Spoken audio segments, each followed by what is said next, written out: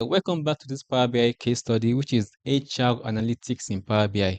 2 days ago, we started this case study and we've done quite a lot.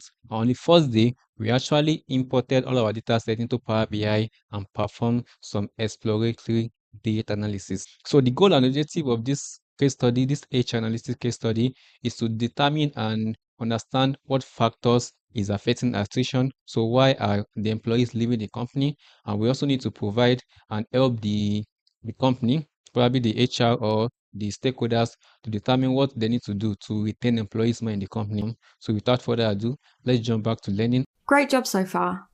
You've loaded in your data, created relationships, written some DAX code, and built 3 report pages. In this chapter, we will look to understand more about employee attrition at Atlas Labs.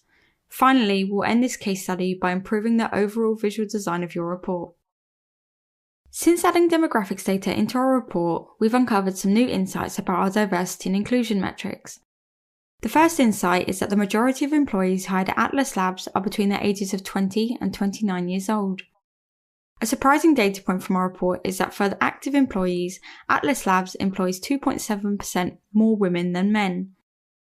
Employees who identify as non-binary make up 8.5% of total employees. Employees who identify as white have the highest average salary and make up the majority of the organisation. Employees who identify as mixed or multiple ethnic groups have one of the lowest average salaries. These insights are very useful and can help Atlas Labs review its hiring strategies to make improvements across the board. An interesting question that comes from the insights we've uncovered is, does our demographic insights impact employee attrition? We'll be diving deeper into that question in this chapter.